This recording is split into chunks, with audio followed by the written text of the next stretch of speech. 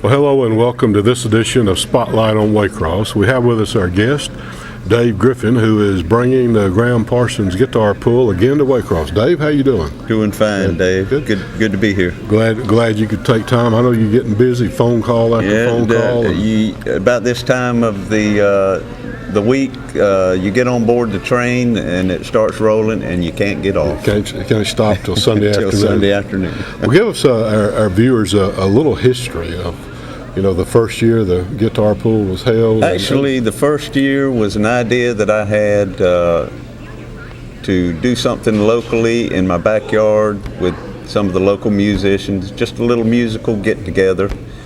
I invited several people over. We sat around, picked guitars, ate food, had a grand old time. It was 1998, Thanksgiving weekend of 1998.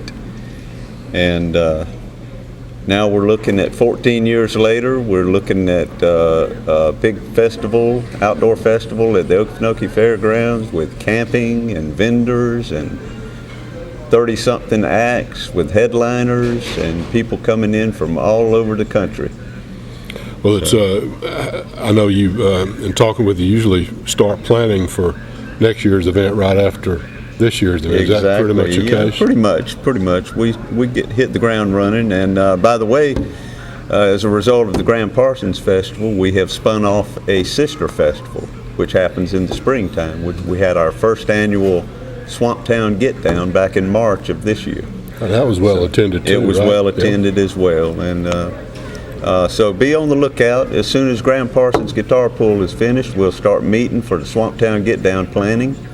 And that festival will be coming up in spring of 2012. The guitar pool will run Friday through Sunday. Who's our guest this year? Headliners this year are Jay Farrar, who played with Uncle Tupelo and is now in a band called Sunvolt. He's an alternative country artist, very well respected.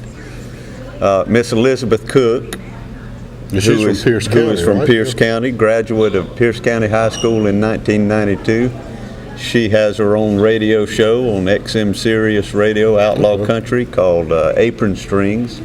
It's a daily radio show, and tune it in if you have the satellite radio. Just tune it in one day between 10 a.m. and 2 p.m. and listen to her voice. She is an absolute darling. She's country as they come. She's kind of a throwback to the Minnie Pearl school, almost, as far as her dialect goes. She's not faking or anything. She's not faking it at all. She says what she wants to, and she says what she means to. Right. And Elizabeth will be performing Saturday at 8:15. Jay Farrar will go on Saturday at 10 p.m. The third headliner is Mr. Rodney Dillard and the Dillard Band, which will be performing on Friday night at 10 o'clock, I do believe. Now, Rodney Dillard was responsible for, back in the mid to late 60s, out in California, he had a band called the Dillards. They were bluegrass, kind of hopped up bluegrass, back in the day when when Graham Parsons himself was out there and starting to kind of blur the lines between rock and roll, country, bluegrass, and so the Dillards were a part of that movement as well. The other thing that I love about Rodney Dillard and the Dillards is that if you're a fan of the old black and white Andy Griffith Show episodes, which I am, I'm probably the biggest fan out there. I beat you. I like it too, yeah. If you remember when the Darling family would come to town, and all the boys would be up there picking their instruments, the bluegrass, and you had their father was none other than Denver Powell, the great character actor, who was also Uncle Jesse on the Dukes of Hazzard. They would come to town, and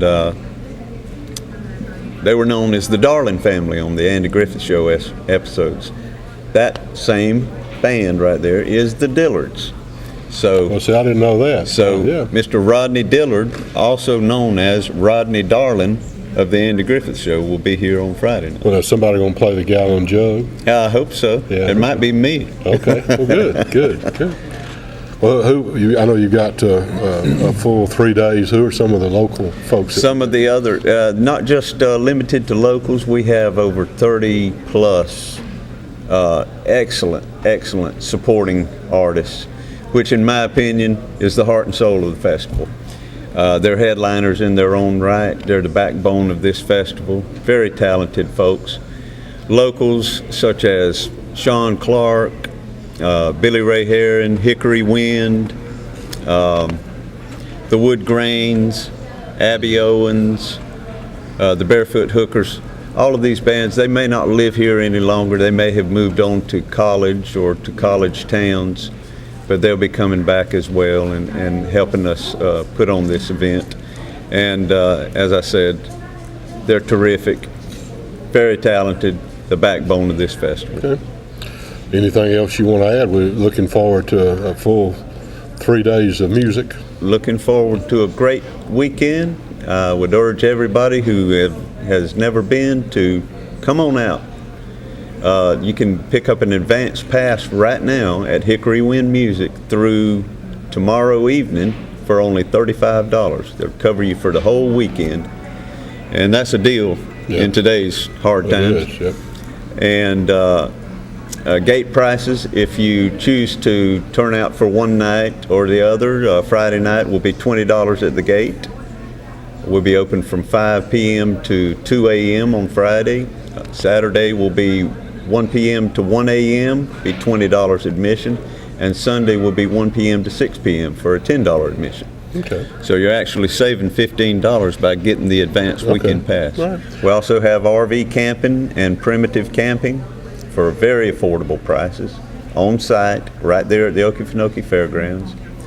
And we've got some wonderful vendors that'll be set up selling food and t-shirts and arts and crafts and incense and jewelry, just anything you can imagine. It's going to be fantastic. Well, the entrance is going to be where you had the March show, or is it going to be where actually the entrance, the main gate, will be at the west side of the fairgrounds, which is if you've ever been to the fair, you know it's where the livestock pens are, at the left end of the fairground building. That's your west gate. That'll be the main entrance gate. Okay, very good. Well, we want to thank Dave for stopping by. We want to thank Waycross College for letting us borrow their student center. We were going to do the interview outside underneath the pines and on around Parsons, but it's awfully hot up there. So, but we are under the pines, and he wrote about it in Hickory Wind with the yes, Graham Parsons. Yep. So, thank you and good luck to you, and hope everything goes well. Well, thank you, sir.